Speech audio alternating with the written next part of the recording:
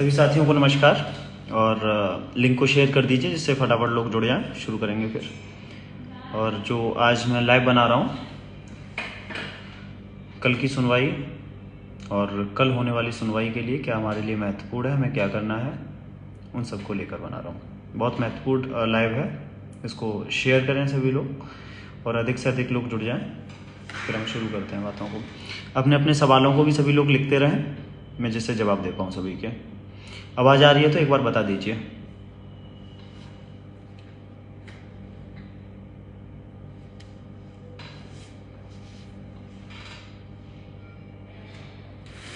जुड़ जाइए सभी लोग, शेयर कर दीजिए।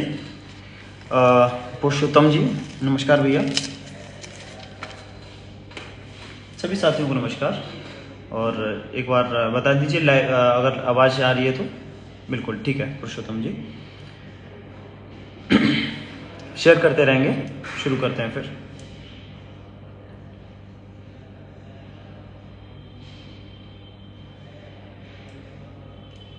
ओके गौरव जी,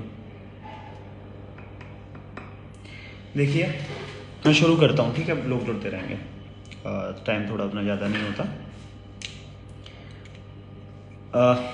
कल जो कोर्ट में हुआ सभी लोगों को लाइव कमेंट्री के माध्यम से पता चल ही गया है और उसके बाद भी लाइव बना के बता दिया था लोगों को।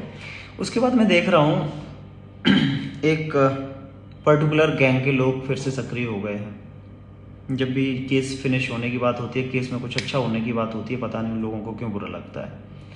मैं देखता हूँ कि वो लोग खुश नहीं होते हैं कभी भी आपके लिए अगर कुछ अच्छा होता है तो। क्यों खुश नहीं होते हैं इसका कारण आप लोग जानते हैं, तमाम कारण हैं उनके। मैं हालांकि देखो आज थोड़ा सा मैं बोलूँगा इस टॉपिक पे, इसलिए बोलूँगा क्योंकि ये ज़रूरी भी है। लोग लगातार कुछ भी उल्टा सीधा बोले जाते हैं, झूठ पे झूठ लोगों के सामने परोसने की कोशिश करते हैं। हालांकि मैं समझता हूँ कि सभी लोग समझदार हैं, लेकिन फिर भी कुछ अंधभक्त टाइप उनके होते हैं जो चीज़ों को गलत तरीके से तोड़ मरोड़ के पेश करने की कोशिश करते हैं। कल की सुनवाई के लिए मैं आपको बताना चाहता हूँ, जो कल एक महानुभाव थे जो लाइव में बोल रहे थे कि ये वाली बात ना खाएंगे ना खाने देंगे वाली बात जज साहब ने कमेंट किया था। वहाँ पे इनके अलावा 15 लोग और थे कोर्ट में, सुरेश भाई भी थे, उन्होंने भी लाइव में आपको बता दिया होगा। आप सब लोग पढ़े लिखे लोग हैं, आप खुद सोचिए, एक जज जो आपके निर्णय के लिए बैठा हुआ है, जज के लिए सभी लोग समान हैं। चारों कैटेगरी के वकील, चारों कैटेगरी के लोग एक समान हैं, वो एक नज़र से सभी को देखते हैं। वो एक किसी पर्टिकुलर पक्ष को ये बात बोलेंगे कि ना खाएंगे ना खाने देंगे, ये ऑब्वियसली वकील ही बोल सकता है सामने वाले वकील को। तो इतना कॉमन सेंस की बात दिमाग में इतना नहीं होता है। एक भैया बोल रहे हैं 100 लोगों की पुड़िया वाले भैया क्या हाल है। अमरदीप कोई है, मुझे नहीं पता इनका नाम था 100 लोगों की पुड़िया में या नहीं था, शायद आप छूट गए हैं और आपका भी शायद हो गया होता, उसमें तो ज़्यादा बढ़िया था, आप भी नौकरी कर रहे होते, है ना। और अगर कुछ और ना सुनना हो तो दोबारा कमेंट मत करना, नहीं तो मेरे को बहुत अच्छी चीज़ें आती हैं बोलने के लिए, ठीक है। उसके बाद मैं बात करता हूँ, जब इनको मतलब मेरी ये समझ में नहीं आता है कि मतलब प्रॉब्लम कहाँ क्रिएट होती है। देखिए मैं अभी बता दूं आपको, कल जो सुनवाई हुई थी और कल से पहले जितनी भी सुनवाइयाँ हुई हैं इस बेंच में, एक जो भाटिया साहब थे उनकी बेंच को छोड़कर, उनकी बेंच में जो एक सुनवाई हुई थी जनरल की तरफ से, ठीक है, वहाँ पे हमारे खिलाफ एक बहस हुई थी। उसके अलावा अभी तक की कोई बहस हमारे खिलाफ नहीं हुई है, मतलब कोर्ट हमारे खिलाफ अभी तक नहीं गई है। ये जज साहब जो हैं ओम प्रकाश शुक्ला जी, जितना तक अभी तक सुनवाइयों के माध्यम से मैं इनको जाना हूँ, ये सभी चीज़ों को पॉइंट टू पॉइंट पढ़ते जाते हैं, कंटेंशन नोट नहीं। देखिए एक और चीज़ यहाँ पे भी समझनी पड़ेगी, जब डे टू डे हियरिंग हो रही होती है या केस फाइनल हो रहा होता है उस टाइम पे कंटेंशन नोट नहीं होते हैं, ठीक है। वहाँ पे कंटेंशन नोट नहीं होते हैं। आप 90-97 के ऑर्डर बाद वाले उठा के लिए देख लीजिए, उनमें कंटेंशन नहीं मिलेंगे आपको। बस डेट लगा दी जाती है, कल रेगुलर हियरिंग यहाँ से शुरू होगी, ये वकील बोले, इनके आगे ये वकील कल बोलेंगे। इस तरह की कंटेंशंस रहते हैं, ठीक है। उसके बाद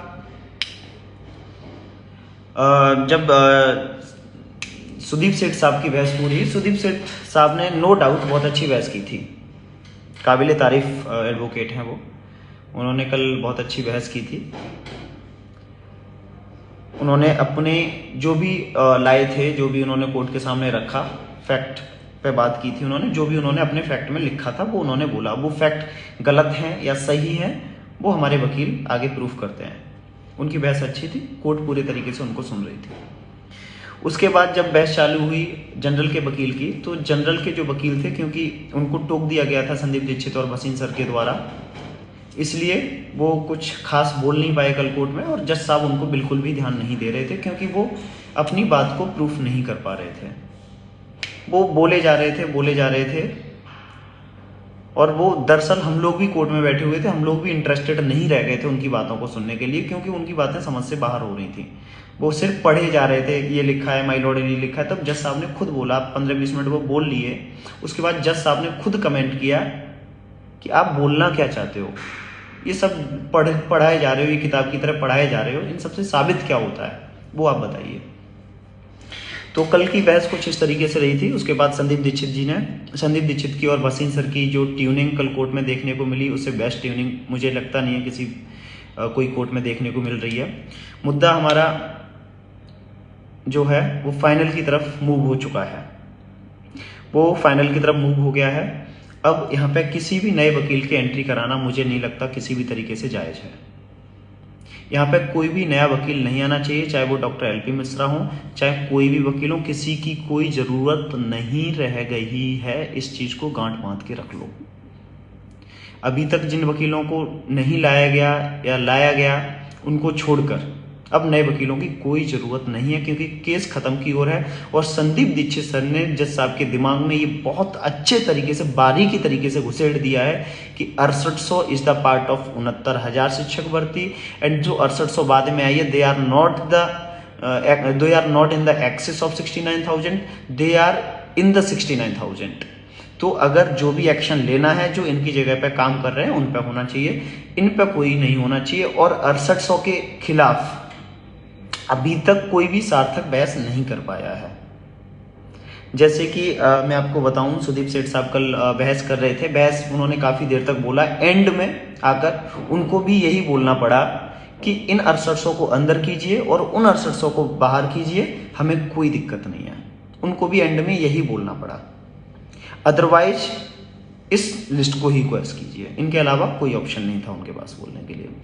जो जनरल के वकील हैं, जो जनरल के वकील बहस कर रहे हैं, उन जनरल के वकीलों का ये कहना है कि देखिए, ये 6800 जो आई है, ये वो लोग हैं जो 90-97 के बीच में क्वालिफाई किए हैं या ब्ला ब्ला, लेकिन वो इस चीज़ को साबित नहीं कर सकते कि ये वो कैंडिडेट हैं जिनका 90-97 के बीच में नंबर है या नहीं है। ये वो साबित नहीं कर सकते। वो इसलिए साबित नहीं कर सकते, इनका नंबर डिस्क्लोज नहीं है कहीं पे भी। इसलिए फिर एंड में उन्होंने भी यही कहा कि इस भर्ती को कैंसिल करके दोबारा की जानी चाहिए। हालांकि भर्ती को कैंसिल करना is not cup of T जिसको आप आसानी से गटक सकते हो, वो पॉसिबल नहीं है। तो उनकी जो बहस है वो अभी भी कंटिन्यू चलेगी। उन्होंने 45 मिनट का समय और मांगा है बहस करने के लिए, अशित चतुर्वेदी जी ने। उसके बाद जो 1356 के 1-2 वकील और हैं, बुलबुल गोडियाल हैं, उनको समय दिया जाएगा। उनको समय देने के बाद 1-2 वकील और हैं, 10-10 मिनट समय मांगा है। दरअसल उन्होंने अपने क्लाइंट से पैसा लिया है, जो भी पैसा लिया है, तो उनको थोड़ा कुछ तो बोलना पड़ेगा, तो वो 10-10, 5-5 मिनट का वो समय लेंगे बाकी के वकील। उसके बाद संदीप दीक्षित अपना कंटेंशन पूरा करेंगे सबकी बातें सुनने के बाद। फाइनल कंक्लूजन संदीप दीक्षित देंगे। साथ में जो संजय भसीन सर हैं सरकार की तरफ से, वो अपना कंटेंशन पूरा देंगे। तो 100 मिनट विपक्ष के वकीलों के द्वारा मांगे गए हैं टोटल कल कोर्ट में। सारे विपक्ष के वकीलों का 100 मिनट मांगा गया है काउंट करके। उसके बाद पक्ष के वकील हमारे वकील संदीप दीक्षित जी और संजय भसीन जी, इनको टाइम दिया जाएगा। इस तरीके से कोर्ट मतलब फाइनल आर्गूमेंट ये लोग करेंगे।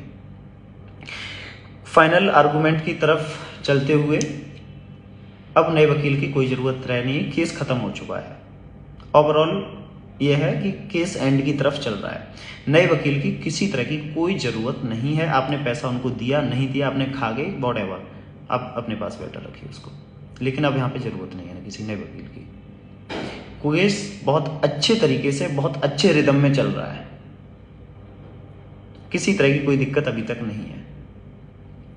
मैं आपको एक बात बता दूं कि जो ये बात बोलते हैं, आपने खुद गौर किया होगा। देखो, मैं किसी को गाली देने के उसमें पक्ष में नहीं रहता हूँ, लेकिन एक बात बताइए, इन लोगों ने कितने बार सोशल मीडिया पे ये लिखा कि हम लोग जा रहे हैं, केस छोड़ के जा रहे हैं, अब में मुझे कोई मतलब नहीं है। कल फिर लाइव आके तुम लोगों को बरगला रहे हो, मतलब शर्म नहीं आती आपको? भैया, चुल्लू पर पानी में डूबने की कहावत सुनी है, तो कम से कम मर जाओ डूब के उसी में। क्यों 6800 लोगों के फ्यूचर के साथ खेलने की कोशिश करते हो आप लोग? मैं एक और चीज़ आपको समझाता हूँ। अभी एक नई चीज़ कल निकल के आई है। वहाँ पे एक महानुभाव हैं, को अपने आप को नहीं, मतलब कल वो ये बोल रहे थे कि जो इनकी तरफ से एक पिटीशन डाली गई है, उनका ये कहना है कि वो सक्सीड होगी, बाकी सब डिस्पोज ऑफ होंगी। आप सब लोग पढ़े लिखे हैं, सब पढ़े लिखे लोग हैं। आप मुझे एक बात बताइए, मैं एक कैंडिडेट हूँ, मैं एक कोई भी इंसान हूँ, आम नागरिक हूँ। मैंने आपके किसी भी एक व्यक्ति के ऊपर, मैंने मनोज के ऊपर केस कर दिया, मान लीजिए मैंने कोई एक मनोज के ऊपर केस किया है। अब वो केस मैंने जो किया, वो याचिका खारिज होती है, तो ऑब्वियसली मनोज केस जीतेंगे, है ना? इतना कॉमन सेंस नहीं है इन लोगों के अंदर। कैसे पढ़े लिखे हैं, कहाँ इन्होंने डिग्रियां की हैं, मैं नहीं जानता हूँ, कौन से स्कूल में पढ़े हैं, कौन से कॉलेज में डिग्रियां की हैं, आई डोंट नो। जब दो पक्षों का केस चल रहा है, तो एक पक्ष की पिटीशन डिस्पोज ऑफ होगी, तो ऑब्वियसली दूसरा पक्ष जीत रहा है। 6800 के खिलाफ सारी की सारी पिटीशन आई हुई है कोर्ट के अंदर। अगर वो पिटीशन डिस्पोज ऑफ होंगी या इनफेक्चुअस होंगी, तो ऑब्वियसली 6800 जीतेगा। इसमें नई पिटीशन की क्या जरूरत है? कौन सा रॉकेट साइंस है इसके अंदर? ये थोड़ी सी कॉमन सेंस की बात होती है। अगर पढ़े लिखे हैं तो इस चीज को, जब दो पहलवान लड़ रहे हैं तो एक चित होगा तो दूसरा जीतेगा ऑटोमेटिकली। इसमें कौन सा रॉकेट साइंस है? मतलब बेबुनियादी बातें, कितनी भी कुछ भी करवा लो। मुझे नहीं पता कितने पढ़े लिखे हैं, कितने पढ़े इन्होंने कॉपी कर करके या फिर नकल कर करके पास आउट किया है, क्या किया मुझे नहीं पता। इन्होंने स्कूल में पढ़ा नहीं पढ़ा ये मैं नहीं जानता हूँ, लेकिन जिस तरह की इन्होंने बातें की हैं उससे साबित होता है कि मोटी चमड़ी जो होती है उसके अंदर दिमाग वैसा ही होता है। ये वो वही लोग हैं, बैल बुद्धि लोग हैं। बैल बुद्धि लोग भैंस के आगे चाहे कितनी भी बीन बजा लो, वो उसके समझ में नहीं आने वाला कि इसका तात्पर्य क्या है। मोहिनी तिवारी या भारती पटेल ने 6800 के खिलाफ एक पिटीशन डाली। 6800 की तरफ से आपका एक वकील अपीयर हुआ, सरकार का एक वकील अपीयर हुआ, और उसमें मोहिनी तिवारी को आपने खत्म करा दिया, भारती पटेल को आपने खत्म करा दिया। इसका मतलब आप जीत गए, इसका मतलब यही हो गया ना। तो उसमें हमें नई पिटीशन ले जाने की क्या जरूरत है? गधे हैं क्या? बिल्कुल, मतलब कतई बुद्धि नहीं है।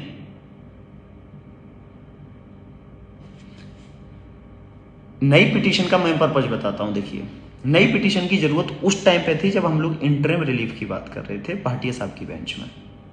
वहां पे भाटिया साहब ने एक बार कमेंट किया था, लेकिन फाइनल मुद्दा हो रहा है, यहाँ पे केस निस्तारित होना है, फाइनल बहस चल रही है, यहाँ पे नई पिटीशन की क्या जरूरत है? अब तो या तो वो हारेंगे या फिर आप हारोगे। अगर उनकी पिटीशन सक्सीड होती है तो ऑब्वियसली आप हारोगे, या फिर उनकी पिटीशन खारिज होती है तो ऑब्वियसली आप जीतोगे। ठीक है। उसके बाद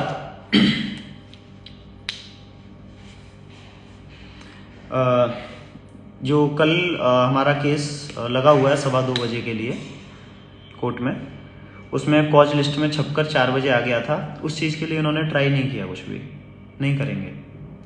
हम लोगों ने हमारे अपने जो स्टैंडिंग काउंसिल हैं उनके द्वारा एप्लीकेशन भिजवाई है सुबह 11 बजे, और उसमें बताया गया कि हम अपीयर हुए थे इस केस में कल, और जज साहब ने खुद कमिटमेंट किया है कि 2:15 बजे 30 तारीख को इस केस को लगाया जाना चाहिए। क्योंकि हमारे पास अभी तक ऑर्डर डिलीवर हुआ नहीं है बेंच की तरफ से, इसलिए ऑर्डर है नहीं, लेकिन जज साहब ने ये बात बोली थी, इसलिए ये कॉज लिस्ट जो छप के आई है वो गलत है, इसको सुधारा जाए। ये एप्लीकेशन सुबह में 11 बजे मूव करा दी गई थी। अभी शाम को 4 बजे जब फॉलोअप लिया गया है उस पर, तो वहाँ से हमें पता चला है कि उन्होंने बोला कि हाँ ये गलत हो गया है। बेंच में जहाँ पे जो बेंच नॉमिनेटेड है आपके लिए केस के लिए, उस बेंच में अप्रूवल के लिए भेजा गया था। तो उनका भी यही कहना है कि हाँ 2:15 बजे आपका केस लगा हुआ है, तो 2:15 बजे या 2:30 बजे आपकी सुनवाई स्टार्ट हो जाएगी कल केस की। ठीक है, तो ये चालू हो जाएगा कल, ये इतना करवा लिया गया है बेंच से। कल 2:15 बजे या 2:30 बजे तक आपका केस स्टार्ट हो जाएगा, क्योंकि जब 3 बजे केस लगता है तो भी 3:15 बजे जज साहब आते हैं, तो 15 मिनट का बफर चलता है। लेकिन बेंच 2:15 बजे की नॉमिनेट हुई है, ये करवा लिया गया है बाई नोटिस, सबको सुबह पता चल जाएगा। ठीक है, नोटिस मिल जाएगा उसके लिए। उसके बाद हम लोग बात करते हैं, देखिए हमारा जो केस चल रहा है बहुत ज़्यादा सेंसिटिव चल रहा है, सभी को पता ही है, एकदम हम लोग एंड मोमेंट पे चल रहे हैं। कुछ लोगों का ये भी कहना था कि संदीप दीक्षित की क्या ज़रूरत है, ब्ला ब्ला ब्ला। देखिए ये वो लोग हैं जिनको 6800 से कोई लेना देना नहीं है, कोई सिंपैथी नहीं है आपके साथ। आप मर रहे हो, जी रहे हो, कल मरो सो आज मर जाओ, इन्हें कोई फर्क नहीं पड़ता। इनका अपना घर भर गया, इनके लिए और अगर केस चल गया 2 महीना तो और थोड़ा सा और कमा लेंगे। उसके अलावा इनको कोई फर्क नहीं पड़ता कि आप जी रहे हो, मर रहे हो, आप गेहूं बेच के दे रहे हो या धान बेच के पैसा दे रहे हो, इन्हें कोई फर्क नहीं पड़ता। ये वो लोग हैं, ये वो लोग हैं जो, जैसे कि आप सिंपल सा समझिए, कोई भी नेता विधायक जो भी होते हैं उन्हें कोई फर्क नहीं पड़ता है। आप उनके पास जाओगे, आपको बोलेंगे हाँ हाँ आपका काम हो जाएगा, परेशान मत लीजिए, लेकिन आपका काम कभी नहीं होता है। ये वो लोग हैं जो निगल जाएंगे लोगों को, आपका कैरियर खत्म होगा, इन्हें कोई फर्क नहीं पड़ेगा, क्योंकि उनका कैरियर अपना सेट है। कोई फर्क नहीं पड़ता कि आप मास्टर बनते हो या नहीं बनते हो, उन्हें कोई फर्क नहीं पड़ता। चीजें देखिए बहुत सेंसिटिव मोड, हर जगह राजनीति चल रही है, यहाँ पे हर जगह पे राजनीति खेली जा रही है, लोगों के साथ ठगे जा रहे हैं लोग, लूटा जा रहा है लोगों को। हम लोगों ने संदीप दीक्षित साहब को फुल पेड किया था, सभी लोगों के कहने पे किया। संदीप दीक्षित को अगर फुल पेड किया जाएगा तो इसमें किसका नुकसान है, मुझे आप बता दीजिए। संदीप दीक्षित अगर 6800 के फेवर में बहस कर रहे हैं तो इसमें किसका नुकसान है, इनका क्या नुकसान है जो ये लोग विरोध करते हैं बार बार। विरोध 6800 का या संदीप दीक्षित का वो लोग कर सकते हैं जिन्हें 6800 नहीं चाहिए, मुझे तो लगता नहीं उसके अलावा कोई और विरोध करेगा। लेकिन बार बार सिर्फ इवन यहां तक आप ये सोचिए, सिर्फ वही लोग विरोध करते हैं जिनको 6800 में नौकरी चाहिए। इसका मतलब उन्हें 6800 में नौकरी नहीं चाहिए। आप डॉक्टर एलपी साहब को कभी ला नहीं पाए कोर्ट में, लेकिन मैं अभी एक बार एकदम क्लियर बता देता हूं, अब एलपी साहब की कोई ज़रूरत नहीं है, केस खत्म होने की कगार पे है, किसी तरह की कोई भी रिक्वायरमेंट नहीं है उनकी। अगर फिर भी देखिए, अभी मैं थोड़ा धीमे बोल पा रहा हूँ, दरअसल ये है कि कल मैं रात को सो नहीं पाया हूँ। कल अच्छा, मैं एक और महत्वपूर्ण बात बताना भूल गया आपको। कल हम लोगों के ये लिख रहे हैं जगबीर सिंह चौधरी जी, हमारे आगरा से हैं ये, इनका कहना है याची लाभ के लिए कोशिश करो और भास्कर भाई की शरण में जाओ, लाइफ बन जाएगी। क्या बोलूं यार मैं, मतलब तुम जब हमारे साथ लड़ रहे थे केस तब भी यही सब बातें करते थे यार, जाओ गोद में बैठो भाई, और जिस दिन याची लाभ इस केस में करा लो उस दिन प्रदीप बघेल का नाम बदल देना। आज से नहीं, जिस दिन ये केस शुरू हुआ था ना 1356, उसी दिन मैंने मना किया था याची लाभ कभी नहीं होगा इस केस में, कभी नहीं हो सकता है। ये एक संवैधानिक मामला है, संवैधानिक मामले में कभी याची लाभ आज तक मुझे उठा के दिखा दो इस केस में हुआ था, थोड़ा दिमाग लगाओ। तो ठीक है, उसके बाद देखिए कल जब कोर्ट में सुनवाई हुई थी, कोर्ट में सुनवाई होने के बाद ये लोग कहाँ पे गए, कहाँ नहीं गए, उसके बाद हम लोग गए थे, मैं गया, राहुल गया था, मैं गए थे, मैं भी गया था साथ में, हम दोनों लोग गए थे। हमने संजय वसीम साहब से बात की, संजय वसीम साहब को हमने बताया कि सर ये पॉइंट अभी छूट रहे हैं, आप कोशिश कीजिए इनको भी निपटा दीजिए। कुछ पॉइंट उनको हमने बताए, उन्होंने बोला देखिए ये ऑन पेपर ऑन रिटन मैंने कोर्ट में सबमिट कर दिए हैं। हाँ ये बात सही है, मैं वर्बली नहीं बोल पाया हूँ इन पॉइंट्स को, तो अगर आप कुछ चाहें जो हमारे सरकार के फेवर की चीज़ें हों, अगर आपके दिमाग में हैं तो आप हमें दे दीजिए, हम बोल देंगे। तो उनको मैं सुबह दे दूंगा, उनसे बात हो गई है। जो सरकार की फेवर की कुछ जियो मतलब कुछ अमेंडमेंट्स हैं और कुछ चीज़ें हैं जो हमें प्रोवाइड करनी है। देखिए, हमें हर तरीके से लड़ना है, हमें सरकार के साथ ही लड़ना है, और हम लड़ रहे हैं। संदीप दीक्षित साहब की और संजय भसीन की जो ट्यूनिंग कोर्ट में देखने को मिल रही है, वो किसी की भी देखने को नहीं मिल रही होगी। और यही दो मसीहा हैं 6800 के। हम सब लोग एक जरिया होते हैं, वही दोनों लोग हैं जो 6800 की नैया पार लगाएंगे, उनके अलावा कोई नहीं है। रही सहयोग की बात, मैं आप सभी को सहयोग के लिए बता देता हूँ। सहयोग लगभग पूरा हो गया है। बहुत एक छोटा सा अमाउंट 2 लाख रुपए की ज़रूरत बची है, वो आपके लिए मुझे लगता नहीं बहुत बड़ी चीज़ है। तो सहयोग पे मैं ज़्यादा नहीं बोलूँगा, क्योंकि आप सभी लोगों ने जो कमिटमेंट किया था वो आप सभी लोग पूरा कर रहे हैं, मैं बखूबी देख रहा हूँ। जो आप लोगों की जिम्मेदारी है आप लोग बखूबी निभा रहे हैं, जो हमारी जिम्मेदारी है उससे हमें निभाने का अभी थोड़ा सा और समय बचा हुआ है, वो हम भी आपकी पूरी तरीके से निभा कर आपको देंगे। आपको शिकायत का मौका नहीं मिलेगा। टीम के सदस्य जो भी हैं, आयोग टीम के सदस्य, वो आप लोगों के पास कॉल करते हैं, परेशान करते हैं या कुछ भी करते हैं, पैसे के लिए बोलते हैं, तो वो भी बेचारे नौकरी के लिए लड़ रहे हैं, सभी को पता है।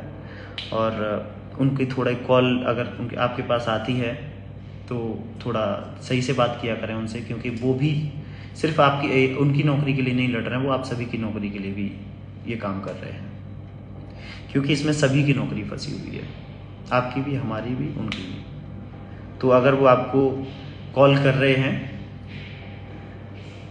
तो सबके भले के लिए कॉल कर रहे हैं। अब बहुत ज़्यादा बड़े अमाउंट की ज़रूरत नहीं है, आपने सभी ने देखा, बिल्कुल एक हम लोग किनारे पर आकर बैठ गए हैं, और किनारे पर आकर हम लोग पूरी नदी पार करके आ गए हैं। अब बहुत ज़्यादा ज़रूरत नहीं है। देखिए, 30 तारीख को संभवतः कोशिश यही रहेगी, क्योंकि 100 मिनट का टाइम विपक्ष के द्वारा मांगा गया है। 100 मिनट के बाद हम लोगों को समय और देगी कोर्ट फाइनल आर्गूमेंट करने के लिए। संदीप दीक्षित जी का हमने फाइनल आर्गूमेंट तैयार करवा लिया, रिटन सबमिशन उनका तैयार हो गया है, वो संभवतः कल फाइल होगा कोर्ट में।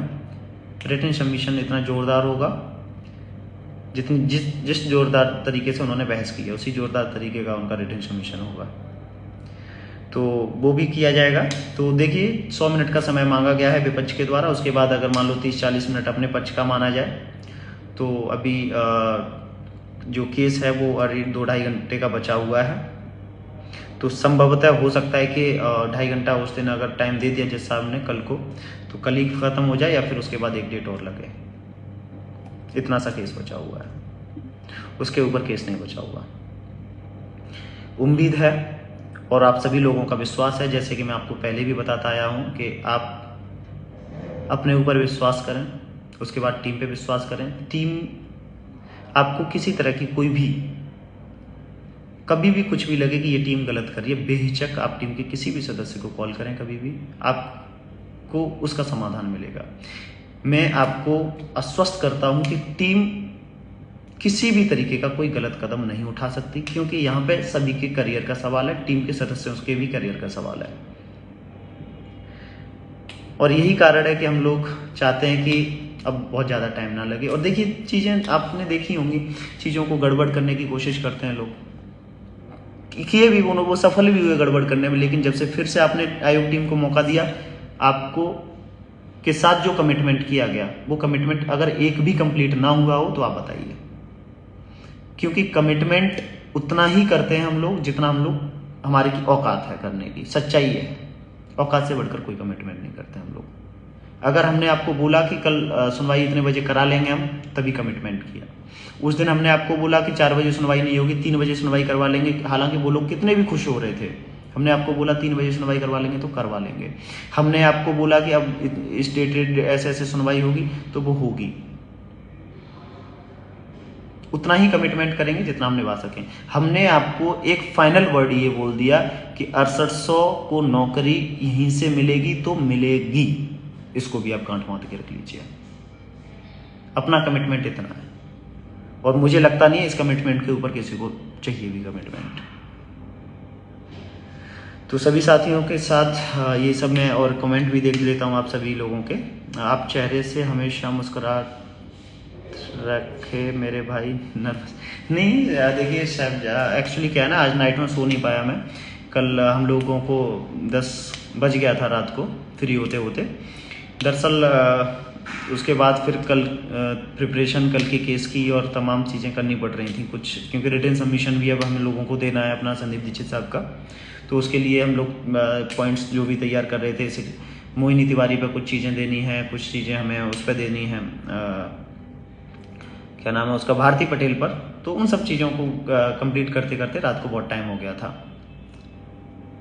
ठीक है, लेकिन बस और 2-4 दिन की आफत है ये सब। फिर को एक बार ऑर्डर रिजर्व हो जाए फिर सब कुछ अच्छा होगा सभी के लिए, हमारे लिए भी, आपके लिए भी। आप भी अपना कमिटमेंट जो भी सभी साथियों ने किया है संदीप दीक्षित को फुल पेड कराने का, 2 लाख रुपए की मात्र सहयोग की आवश्यकता रहेगी। बहुत बड़ा अमाउंट नहीं है, 2-3 घंटे में आप चाहेंगे तो खत्म हो जाएगा वो भी। सभी लोग, जितने भी लोग सहयोग कर रहे हैं, अपने साथियों से भी सहयोग करवाएं। जो साथी बिल्कुल असमर्थ हैं देने में, वो किसी तरह का ऐसा वर्डन ना लें कि मैं उससे उधार ले रहा हूँ। ऐसा कुछ करने की जरूरत नहीं है किसी को भी। जिस साथी से बन पड़ रहा है वो सहयोग करे। किसी पे कोई किसी तरह का कोई प्रेशर नहीं है। कोशिश करें जो भी साथी समर्थ हैं वो करें।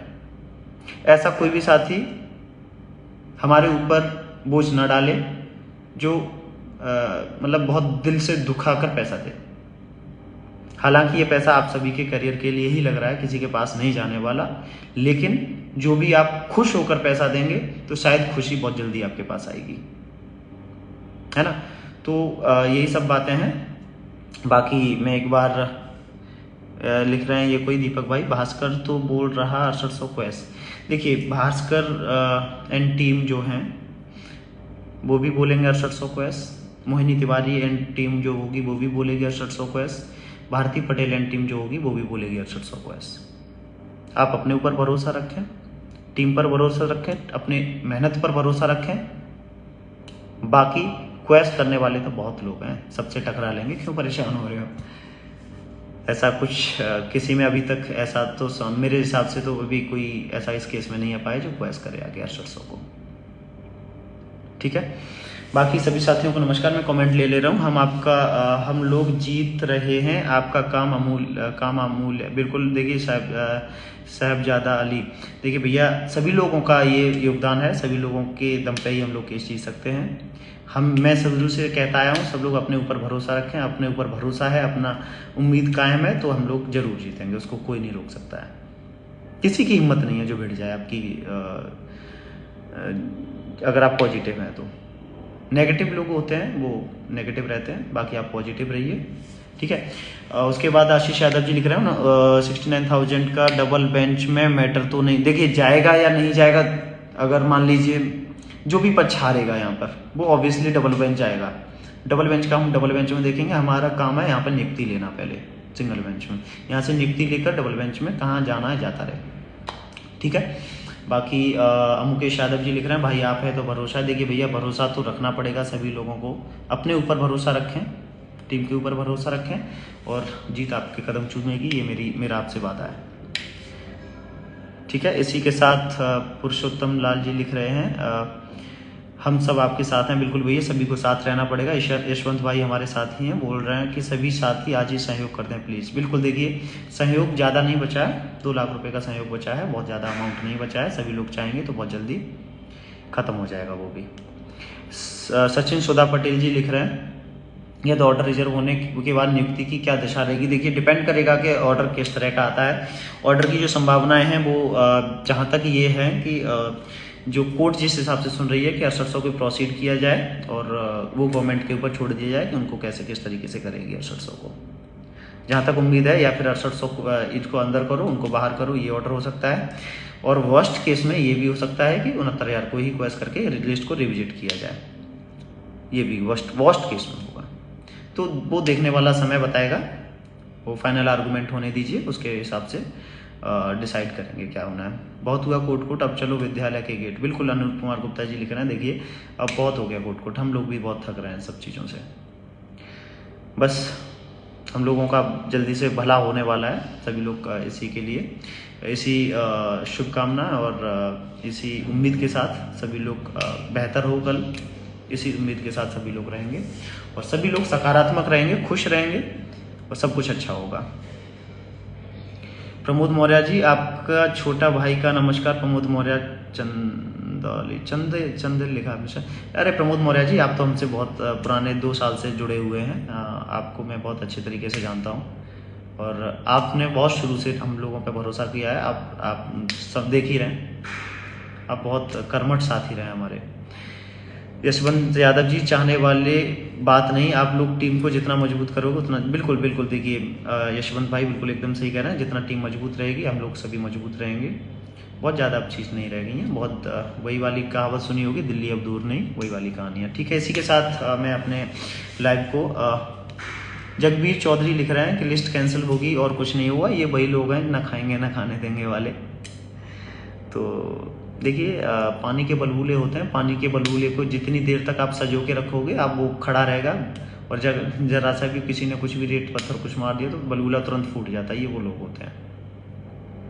तो आप एक बात बताइए, 1356 के जो पिटिशनर हैं या फिर 1300, यही बात कल संदीप दीक्षित साहब ने कोर्ट में बोली थी कि दरअसल जो लोग इसमें नौकरी नहीं पाए वो ये चाहते हैं कि ना खाएंगे ना खाने देंगे, ये दीक्षित साहब ने कल इसीलिए बोला था। तो आप मुझे एक बात बताइए, आपने जो 1356 वाले लोग हैं, हम लोग भी उसी के लोग हैं, हम लोग भी तो उसी केस को लड़ रहे थे। उसमें हम लोगों का ये कहना था कि सरकार ने रिजर्वेशन सही तरीके से फॉलो नहीं किया। अब सरकार कह रही है हमसे गलती हुई, हमने लिस्ट को रिविजिट किया, इतने लोगों को और नौकरी मिलनी चाहिए थी। तो ऑब्वियसली वो सारी पिटीशन इनफेक्चुअस हो जाती हैं ऐसे केस में। आपने रिजर्वेशन का आपने आरोप लगाया और आपके आरोप को सिर्फ मान लिया सरकार ने, इसका मतलब सारी की सारी रिट इनफेक्चुअस हो गई। इसके बाद भी आपका पूरा नहीं हो रहा है ऐसा कुछ है तो आप उसके सच पेश कीजिए कोर्ट के सामने, वो आप नहीं पेश कर पा रहे हो, आपकी टीम पेश नहीं कर पा रही है, सच्चाई ये है। आप अपनी टीम के लोगों को बोलिए, वो करें सच पेश इस चीज़ के लिए। हम लोग थे, हमने जब हम लोग सिंगल बेंच में लड़ रहे थे, हमने लोहा सिंह की पिटीशन जो सप्लीमेंट्री डाली हुई है उस पर आप देखना जाके, हमने 7149 सीटों की डिमांड की थी, उसमें हमें 6800 मिल गई, लगभग बराबर है। हमने इतनी सीटों की डिमांड की थी उस टाइम पे, इतनी गलत बताई थी हमने। तो देखिए बाकी सभी लोग निश्चिंत रहें, जीत हमारी होगी अंततः। बाकी जो लोग जो कहते हैं कहने दीजिए, किसी पे कुछ फर्क नहीं पड़ता। किसी जब आपके पैसे जो लोग लेके चले गए, आपके कहने से आपकी गालियां देने से उन पर कोई फर्क नहीं पड़ता है, तो ये तो इनसे तो आपको कोई लेना देना वास्ता भी नहीं है, इनके कहने से क्या फर्क पड़ना है आपको। ठीक है, बाकी सब लोग मस्त रहें, खुश रहें और इसी के साथ जय हिंद, जय भारत, जय संविधान, जय भीम।